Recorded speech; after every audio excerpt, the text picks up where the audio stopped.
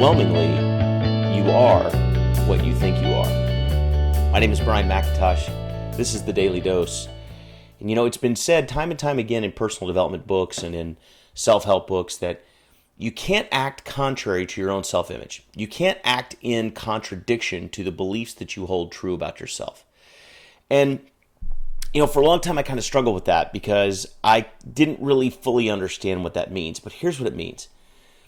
It means that if you envision yourself, if your self-image, if the picture you hold in your mind of you is one that, for example, is that you're overweight, that you're fat, and you say, you know what, I'm fat. I've always been fat. I'm going to be fat till I'm dead. I'm fat. I'm a fat person, right?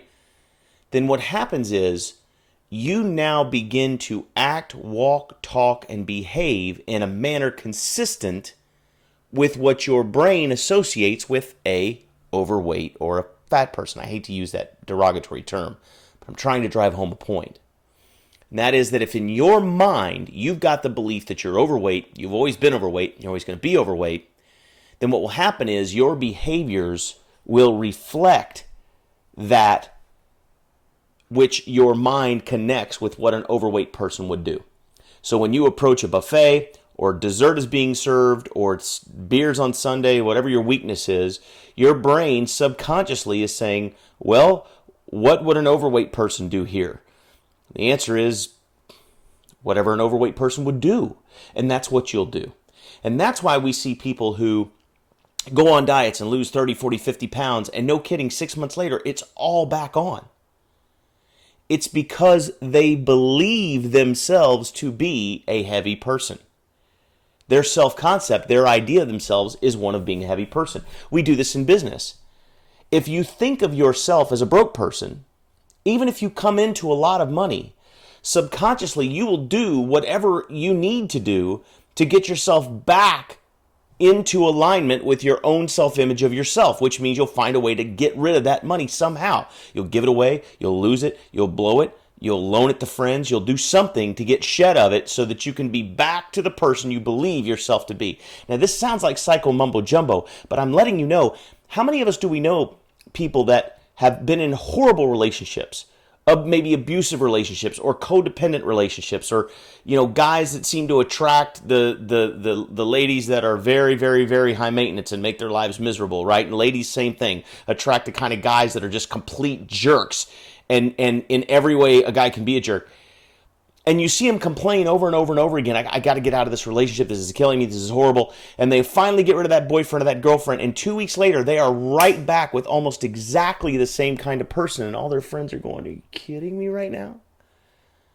How does that happen? And the answer is because that person's self-image is of one who is abused or a victim or with always that kind of person. We will always gravitate back towards whatever behavior, circumstances, or conditions are consistent with our self-image of ourselves. Now, guys, I'm not making this stuff up, and this is not my opinion. This is fact. So, is that good news or bad news? Well, I guess it depends on your self-image. If you have a positive self-image, that's great news. If you have a poor self-image, that's bad news. But here's the good news. Here's the silver lining to the dark cloud, and that is that you can alter your self-image. You can change your self-image. And the answer to how you do that is you change your self-image to what you want it to be the same way that it was developed into what you don't want it to be.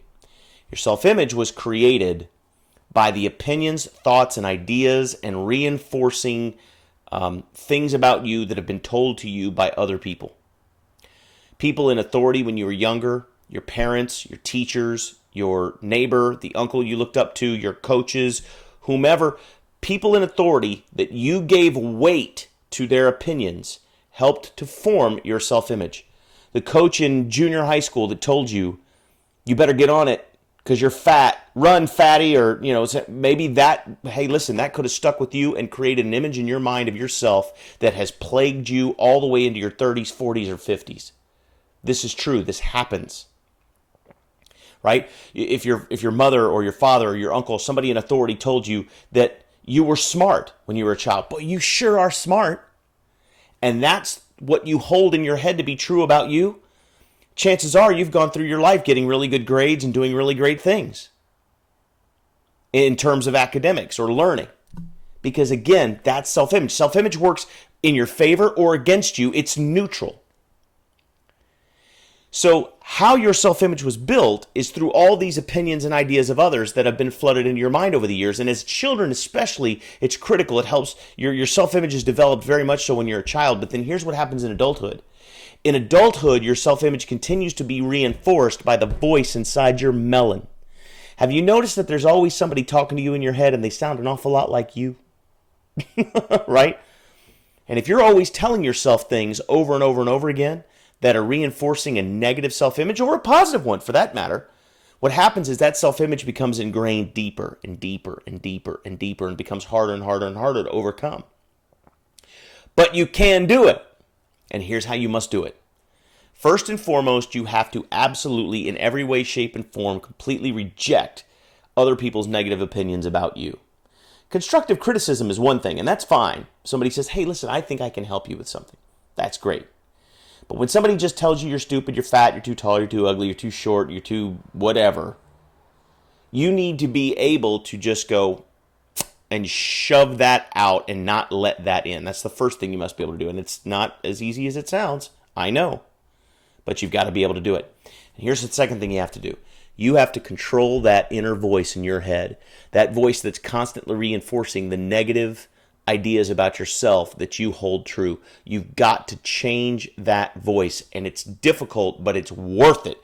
I'm telling you, if you can learn to reprogram how you speak to yourself, then what will happen is you will change your self-image. And that self-image shift will change everything about your world. Everything. Your outer world will begin to immediately reflect your inner world. And it's extraordinarily powerful. So how do you change the inner voice? And the answer is get conscious of it. Get conscious of it. Learn to listen for it. And then make a conscious decision to be nice to you. Be nice to you. What did your mom always say? If you don't have anything nice to say, don't say anything at all. That goes for yourself too. So the next time you hear yourself saying to yourself in your own head, you're stupid, or what, you've got to nip that in the bud. Now, it's not going to happen overnight. It's a habit. It's a skill set. But you can do it. And when you do, your whole life will begin to change. You begin to work on now how you envision your own self in your head, and the picture you hold in your mind will begin to manifest in your life, because it always has, and it always will. That's the dose. We'll make it a great life.